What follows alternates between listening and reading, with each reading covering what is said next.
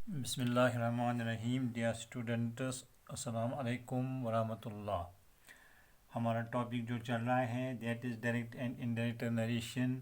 आज हमें इस टॉपिक पर अपना 9th लेक्चर पढ़ना है और रूल नंबर 8 जो है उसको हम आज देखेंगे। और आप देखिए कि कल हमने इंटरोगेटिव सेंटेंसेस के बारे में पढ़ा, उनको कैसे हम डायरेक्ट इनडायरेक्ट में चेंज कर सकते हैं। तो आज हम इम्पेरेटिव सेंटेंसेस के बारे में पढ़ेंगे। हम आप देखिए यहाँ पर imperative imperative sentence.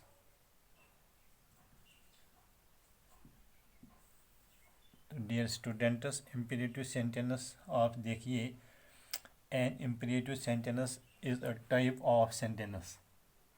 An imperative sentence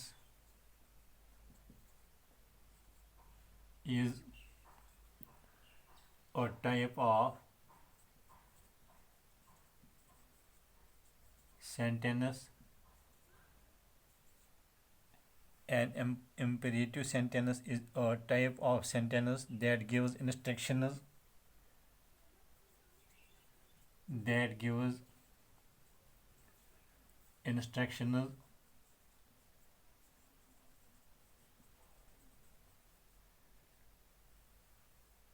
or advice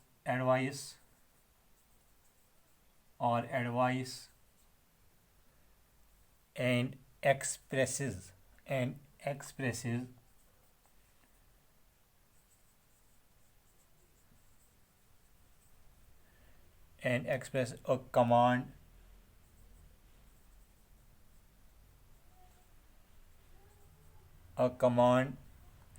an order,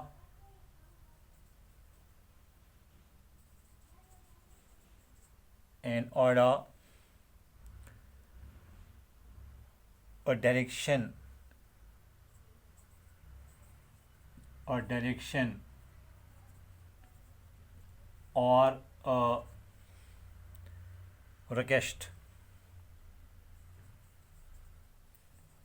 request.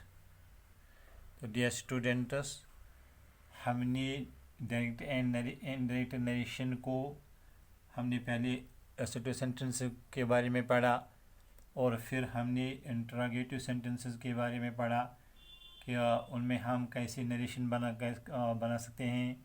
और अब आज जो है इम्पेरेटिव सेंटेंस को देखिए। पहले हमें जानना है कि इम्पेरेटिव सेंटेंस किसे कहते हैं।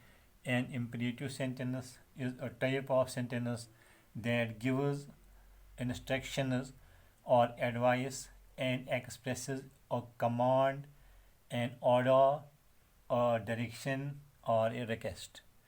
तो इसमें जो है स्ट्रक्चर ऑफ इंडायरेक्ट स्पीच क्या होगा। Structure of indirect speech in imperative sentences में क्या होगा, आप देखिए।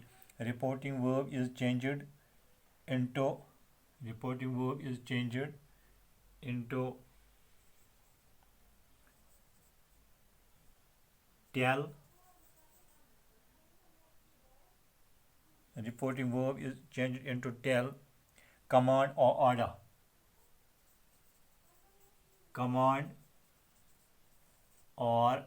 order, request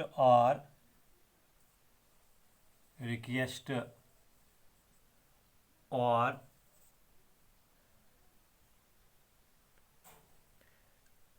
beg or entreat।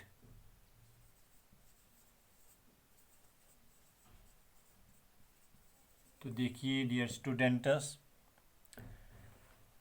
इसमें जो सेकंड थिंग है दैट इज रिपोर्टिंग वर्ब। तो आस्क यहाँ पर थोड़ा और हम लिखेंगे यहाँ पर। तो बेग और एंट्रीट और आस्क में भी ये चेंज हो सकता है। और ask, forbid, FORBID, forbid, and according to the sense of speech, जैसा कि sense of speech होगा, according to the sense of speech। तो देखिए सेकंड इसका जो है रिपोर्टिंग वर्ब,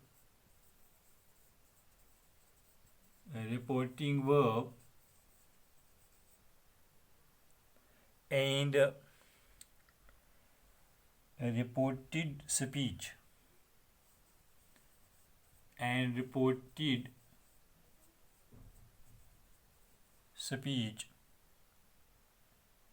are joined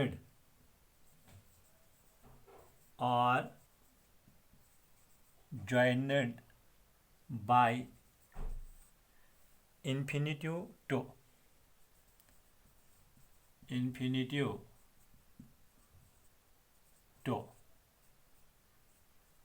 तो देखिए यहाँ पर अब हम एग्जाम्पल्स लेंगे कि कैसे हम इम्पेरेटिव सेंटेंसेस में डायरेक्ट इनडायरेक्ट स्पीच को लिख सकेंगे।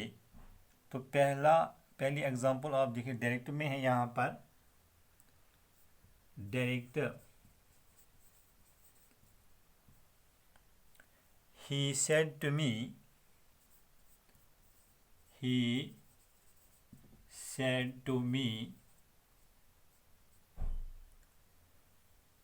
do it now, सिंपली कहा जाता है डू इट नाउ। तो इनडायरेक्ट में क्या लिखेंगे इसको, इनडायरेक्ट जो इसका है he told me to do it then,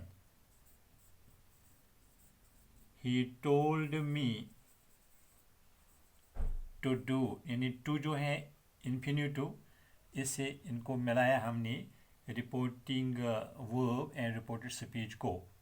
he told me to do it then, instead of now we write here then। he told me to do it then। तो next example देखिए आप, dear students, number 2 direct हम लिखेंगे यहाँ पर father said to me,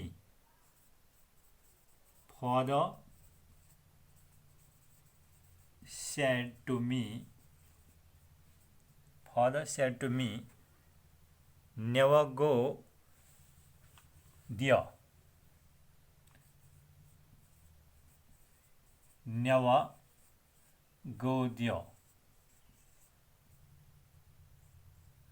father said to me never go there. Father ने मुझे order किया कि वहाँ कभी मत जाओ। तो फादर ऑर्डर्ड मी, इनडायरेक्ट में लिखेंगे हम indirect father ordered me never to go there,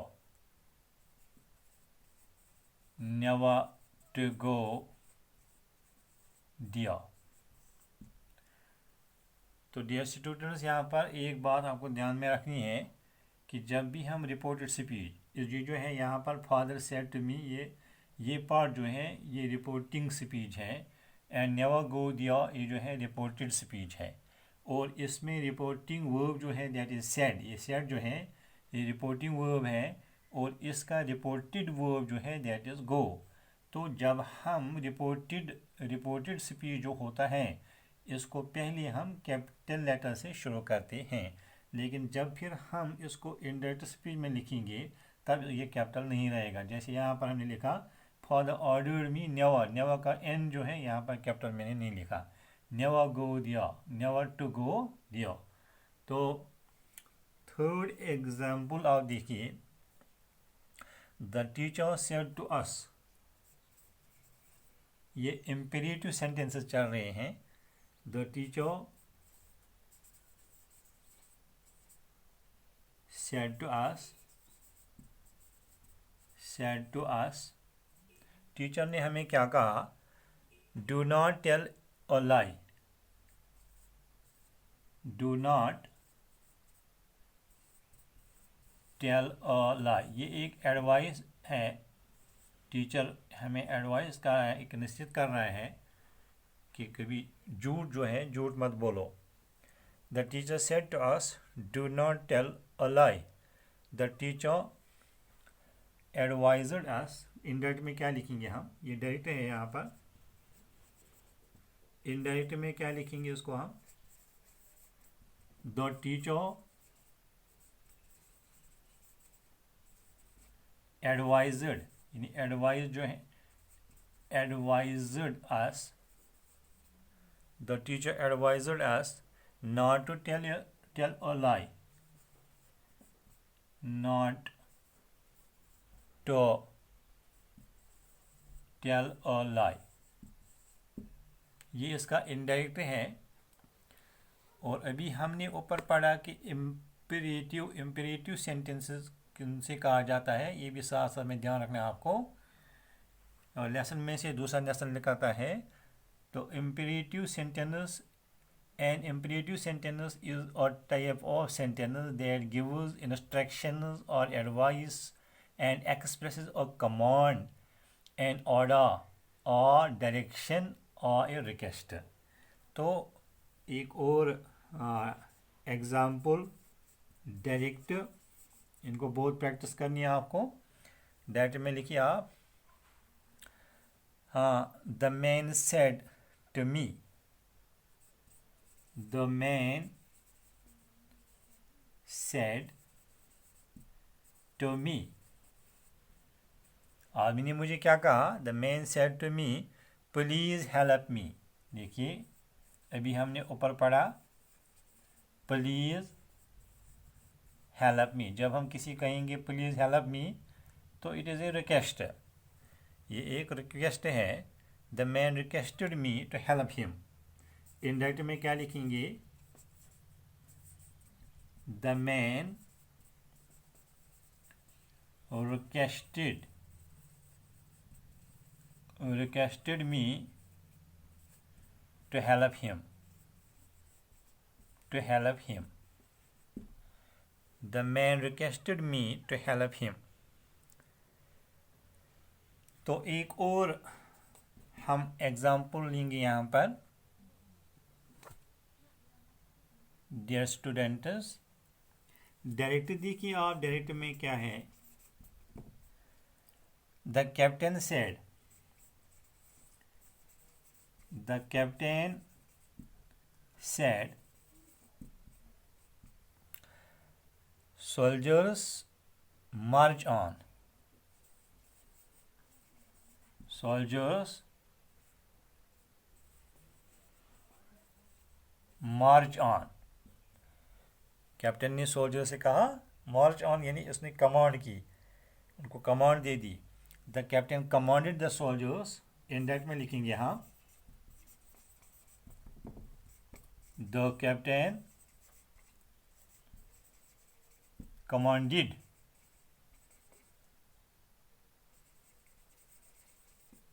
the soldiers